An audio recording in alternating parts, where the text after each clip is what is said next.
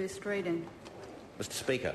Call the Honourable Christopher Findlayson. Mr Speaker, I move that the legislation bill be now read a first time, and at the appropriate time I intend to move that the bill be referred to the Regulations Review Committee for consideration. Today is an exciting day for black letter law.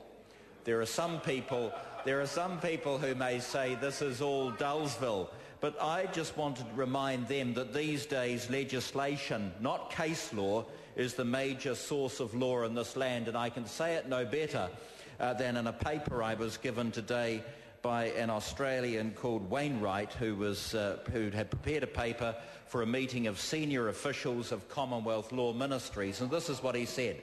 It's axiomatic that legislation, both primary and secondary, has assumed ever-increasing importance in government and in the everyday lives of people over the last 200 years, and continues to do so at what some see as an alarming rate.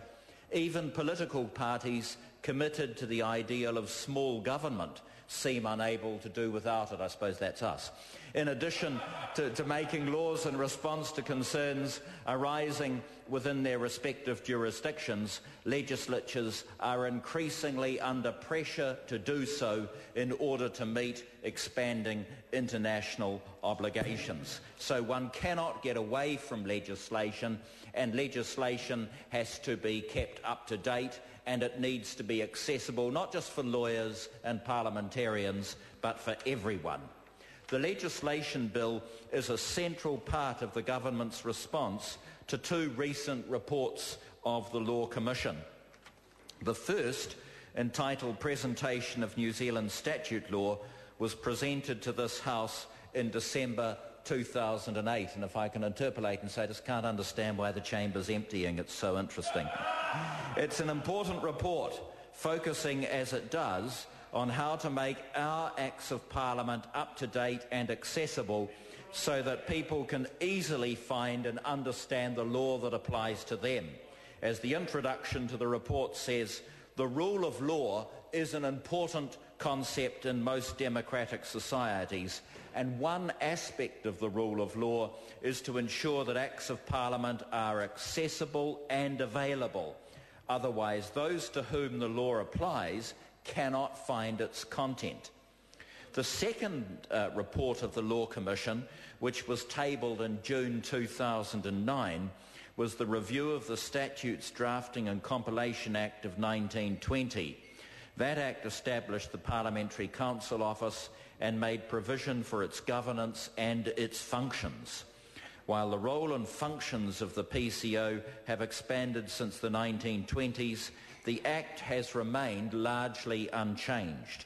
The Law Commission reviewed the status and the functions of the PCO and has made recommendations about how its underpinning legislation might be modernised.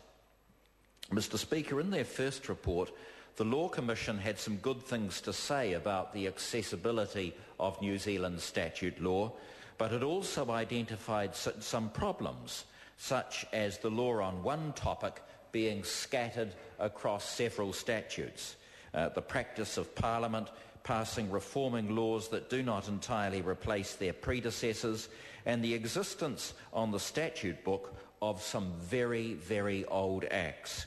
These older acts were inevitably drafted in a style that's now quite hard to read and understand.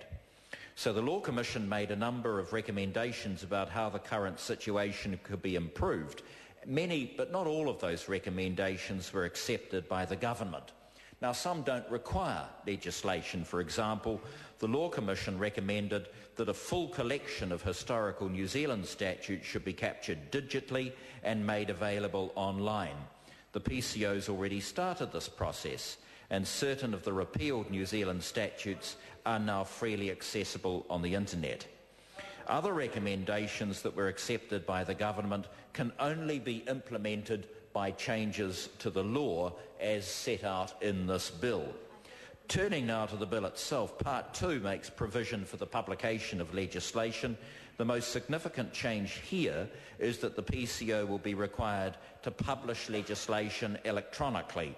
and electronic versions of legislation will eventually have the same official status as the printed versions.